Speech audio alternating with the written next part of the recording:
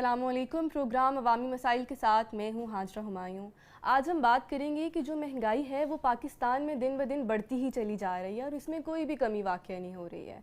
और अगर पेट्रोल की प्राइसेस की बात करें तो जब से नई हुकूमत आई है तो पेट्रोल बम 2 महीने में 3 बार अवाम पर गिराया जा चुका है, जिसकी वजह से अवाम बिलबिला उठे हैं।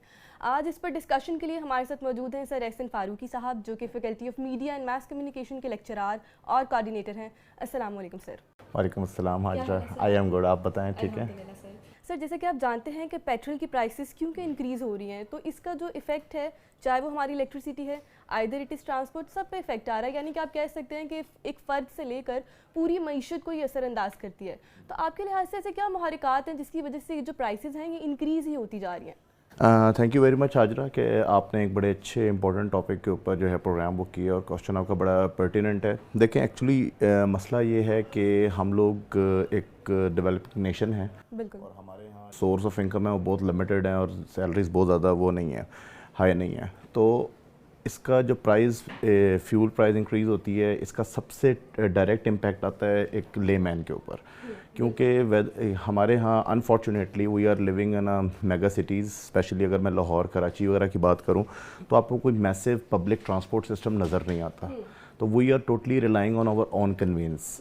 आप बाइक पे हैं, गाड़ी पे हैं, जिस भी चीज़ पे हैं, तो आपको डेली कम्यूट के लिए आपने पेट्रोल डलवाना है। तो जैसे ही उसकी प्राइस इंक्रीज़ होती है तो आपका डेली कम्यूट डिस्टर्ब होता है। तो जिसकी वजह से हमारे यहाँ, आप देखें, पेट्रोल एक इंटरनेशनल मार्केट से हम बाई करते हैं ऑब्वियसली, और हम डिफरेंट डॉलर में उसको पे करते हैं। तो उसकी प्राइस कंट्रोल करना शायद हमारी स्टेट की उसमें डोमेन में नहीं है, लेकिन जो उसका सेकंड स्टेप है कि आप एक अच्छी पब्लिक ट्रांसपोर्ट प्रोवाइड करें, जिसकी वजह से हमारे यहाँ, आप देखें, पेट्रोल एक इंटरनेशनल मार्केट से हम बाई करते हैं ऑब्वियसली, और हम डिफरेंट डॉलर में उसको पे करते हैं। तो उसकी प्राइस कंट्रोल करना शायद हमारी स्टेट की उसमें डोमेन में नहीं है, लेकिन जो उसका सेकंड स्टेप है कि आप एक अच्छी पब्लिक ट्रांसपोर्ट प्रोवाइड करें, जिसकी वजह से जब मेरी रिलायंस अपनी ऑन कन्वीनियंस से कम होगी, क्योंकि देखें आपने अपने ऑफिस आना है, यूनिवर्सिटी आना है, स्कूल जाना है, कहीं भी जाना है आपने, तो अगर आप पब्लिक ट्रांसपोर्ट अच्छी है तो आपका पेट्रोल का यूजेज कम से कम हो जाएगा, जिसकी वजह से शायद मुझे उसका प्राइस का जो इंक्रीज़ है वो इतना अफेक्ट नहीं करेगा। लेकिन अनफॉर्चुनेटली हमें, अगर मेरे पास बाइक भी है तो मैंने उस पर बाइक पेट्रोल डलवाना है, अगर वो 30-40 रुपीज़ इंक्रीज़ होता है तो at the end of the मेरे लिए वो मैसिव इंक्रीज़ आता है। तो ये मेरा ज़ाती ख्याल ये है कि ये वो इश्यूज़ हैं जिसकी वजह से पेट्रोल प्राइस पूरी दुनिया में बढ़ी है, नॉट ओनली इन पाकिस्तान, लेकिन हमें फील ज़्यादा इसलिए हो रही है कि हमारे पास पब्लिक ट्रांसपोर्ट, उसका ऑल्टरनेट कोई नहीं है। आपको एनी कॉस्ट पेट्रोल 500 लीटर भी होगा तो आपको डलवाना पड़ेगा डेली कम्यूट के लिए। आपने यही बात की है क्योंकि ह्यूमन नेचर है, हम लोग कन्वीनियंस को बहुत ज़्यादा पसंद करते हैं। और अभी आपने एक और बात की इंटरनेशनल मार्केट की, तो क्या सर इंटरनेशनल मार्केट में भी ये प्राइसेस उसी लेवल पे इंक्रीज़ हो रही हैं जितनी पाकिस्तान में इंक्रीज़ हो रही हैं? देखें, इसमें actually not only international prices, हमारे यहाँ और भी कई सारे फैक्टर्स हैं। Obviously dependent on different monetary funds like IMF है, वर्ल्ड बैंक है, हमने उनके लोन्स भी रिटर्न करने हैं। तो हमें फिर अपनी कमोडिटीज़ लाइक जो डेली यूज़ की चीज़ है, जिसमें इलेक्ट्रिसिटी है, गैस है, वाटर है, फ्यूल है, एनर्जी जो हम यूज़ करते हैं, उसके ऊपर स्टेट को टैक्स लगाने पड़ते हैं। तो अगर आप इसको ब्रेकअप देखेंगे तो आपको बहुत सारी अमाउंट आपको टैक्सेस में नज़र आएगी। Same case with the electricity का अगर आप कभी बिल को डायसेक्ट करके देखें तो इलेक्ट्रिसिटी कॉस्ट बहुत कम होती है, लेकिन उसके अंदर जो टैक्सेस ऐड ऑन हुए हैं वो इतने ज़्यादा होते हैं कि क्योंकि we have to pay back the debt we have taken, तो जिसकी वजह से आपको टैक्सेस लगाने पड़ते हैं, जो इंडिविजुअल कॉस्ट है बहुत ज़्यादा इंक्रीज़ हो जाती है। और ये तमाम वो चीज़ें हैं जो डेली यूज़ की हैं हमारी, specially commodities.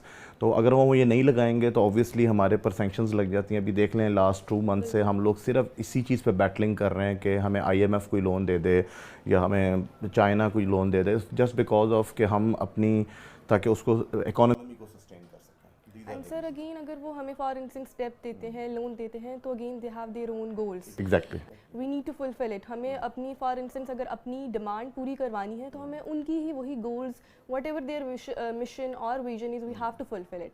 And sir what do you think कि अभी जो मौजूदा हुकूमत है जो वो इक़दामात उठा रही है इस सिचुएशन को कोप अप करने के लिए, जैसे रिसेंटली मॉल्स वगैरह जल्दी बंद कर दिए जाएंगे रात को, तो आपको लगता है ये खातिर का होंगे? इसमें हाजिर देखें, 2-3 चीज़ें हैं जो हमें एज अ स्टेट या एज अ नेशन हमें समझने की ज़रूरत है बहुत ज़्यादा। कुछ चीज़ें ऐसी होती हैं, जैसे लेट सपोज अगर हम कोई छोटी सी एग्जांपल दूँ, एडिबल ऑयल है। जो शायद पाकिस्तान के हर घर में ज़रूरत है उसकी, एडिबल ऑयल हर घर की ज़रूरत है। अब पाकिस्तान अपना मेजर चंक इंपोर्ट करता है, एडिबल ऑयल सारा हम इंपोर्ट करते हैं। तो जब तक हम सेल्फ सफिशिएंट नहीं बनेंगे, हम खुद से चीज़ें ग्रो करना नहीं स्टार्ट करेंगे, हम इन चीज़ों पे बैटलिंग करते रहेंगे। जहाँ तक बात आपने की, जो steps they are taken, taking they are good steps. ठीक है। एक्चुअली हमारे यहाँ आजकल जो सीज़न है, हमारे तकरीबन 14 आवर्स का सन है। सुबह 5 साढ़े 5 से लेके शाम 7 बजे तक आपको सूरज मिलता है, लेकिन हम उसको यूटिलाइज मिनिमम करते हैं। हमारी मार्केट सारी 12-1 बजे 2 बजे खुल रही होती हैं, इसलिए हम रात 12 बजे तक खोलते हैं। तो मॉडल यही होता है पूरी दुनिया में। आप यूरोप चले जाएं, ईस्टर्न यूरोप चले जाएं, यूएस कनाडा की तरफ भी चले जाएं, they are developed nations. But वहाँ पे आफ्टर 7 सिर्फ आपको 20 वो ग्रॉसरी स्टोर खुला होगा या फार्मेसी, बाकी सब मॉल्स बंद होते हैं, सब कुछ बंद होता है, बिकॉज उनके यहाँ ये इशू है, सनलाइट नहीं है। हमारे यहाँ तो सनलाइट है 14 आवर्स। तो अगर हम अर्ली मॉर्निंग इसको ओपन करेंगे तो we have a good chance कि हम अपनी एनर्जी को स्टोर कर सकते हैं। ऑब्वियसली कमर्शियल में एनर्जी ज़्यादा हमारी वेस्ट होती है, तो ये this is a good step, लेकिन it should be a long sustainable step कि लॉन्ग टर्म हो, इसको पॉलिसी बनाए। अब ये देखें, ये एक रूलर आएगा वो एक कर देगा, अगला आएगा फिर चेंज कर देगा। अगर इसको लेजिस्लेशन बना लेंगे तो फिर आपका ये long term it will prolong the time period. Her government की जिम्मेदारी हो जाएगी, हमने इसी टाइम पे खोलना है। क्योंकि अगर आप ये नहीं करेंगे तो आपको एनर्जी कॉस्ट बहुत महंगी पड़ेगी, बिकॉज हम एनर्जी किससे बना रहे हैं, स्पेशली इलेक्ट्रिसिटी हम बना रहे हैं इससे फ्यूल से। फ्यूल हम सारा इंपोर्ट करते हैं, मेजर के चंग हम फ्यूल से बनाते हैं, तो जिसकी वजह से उसकी कॉस्ट ऑब्वियसली ज़्यादा है। लेकिन ये steps, these steps are good, लेकिन अब होपफुली कि ये इसको प्रॉपर तरीके से इम्प्लीमेंट भी करें। ठीक है सर, अभी जैसे संडे को, ये जो रीसेंट संडे अभी यहाँ पे गुजरा है हमारा, तो सर एक लॉकडाउन ऑब्जर्व किया गया एक तरह से। तो सर अगर हम अपने मजदूर तबके की बात करें जो कि डेली एफर्ट्स पुट करते हैं और डेली अर्निंग्स करते हैं, तो उनके लिए ये मस्बत होगा? Would it have a positive effect? That's a very valid, there are exceptions right? जी exactly, that's a very valid question. देखें, आप 100% बंद नहीं कर सकते कोई भी चीज़। वेदर हमने पिछले 2 साल कोविड में देख लिया कि हम हर चीज़ को बिल्कुल लॉकडाउन पे नहीं ले जा सकते, आपको कोई ना कोई इंडस्ट्री खोलनी पड़ेगी। वेदर आप देख लें, अभी भी जो संडे वाला था इसके अंदर आपके पास फार्मेसीज़ ओपन थी या कुछ ऐसी जो चीज़ें हैं जिसमें बहुत ज़रूरत की चीज़ें हैं, उनको आपको एमरजेंसी में खोलनी पड़ती हैं। लेकिन इसका फिर आपको अल्टरनेट मॉडल बनाना पड़ेगा। तो ऑब्वियसली आप बिल्कुल ठीक कह रहे हो कि हमारे पास वो जो इकोनॉमी है अनडॉक्यूमेंटेड, जिसमें लेबर क्लास हमारी, बिल्कुल, उनको हम बंद नहीं कर सकते। वो डेली वेज पे डिपेंडेंट है। संडे मीन ऑफ मीन उनकी एक दिन की वेज ज़ाया हो जाएगी। तो इसलिए उसका अल्टरनेट ये है कि आपकी जो होलसेल मार्केट्स होती हैं या आपकी ऐसी मार्केट्स हैं जो संडे को ओपन की जा सकती हैं, जिसमें सिर्फ लोडिंग अनलोडिंग वाला काम है, तो अल्टरनेट गवर्नमेंट उसका निकाल सकती है। वो ऑब्वियसली जो स्टेक होल्डर्स हैं, बिजनेसमैन हैं, जो उनको साथ बिठा के आपको उसकी पॉलिसीज़ लानी पड़ेंगी। तो वो डूएबल है, it is not a big deal कि जी वो हो नहीं सकता, इट क्वाइट पॉसिबल कि वो किया जा सकता है। सर क्या ऐसा कोई फ्रेमवर्क एग्जिस्ट करता है आपके लिहाज से जिस पे वर्किंग करके हम पब्लिक ऑर्डर को दोबारा से मेंटेन कर सकते हैं? ओके, देखिए फ्रेमवर्क जो है वो स्टेट ने या फिर जो सिटिंग गवर्नमेंट होती है उसने प्लान करना होता है। हमारे यहाँ अनफॉर्चुनेटली बड़े शॉर्ट टर्म फ्रेमवर्क्स आते हैं, लाइक 6 मंथ्स के लिए आ जाएगा, 1 ईयर के लिए आ जाएगा। अच्छा, एनर्जी ज़्यादा हो गई है, वही एनर्जी क्राइसिस ज़्यादा हो गया तो हम ये कर देते हैं। It should not like be that. आपको ये देखना पड़ता है एज अ स्टेट कि जी हमारे रिसोर्सेज क्या हैं, बिल्कुल, हमने एक्सपेंडिचर्स क्या हैं, हमने इसको लॉन्ग टर्म पॉलिसी क्या बनानी है, हमने एनर्जी पॉलिसी क्या बनानी है, हमने उसी हिसाब से एजुकेशन पॉलिसी क्या बनानी है।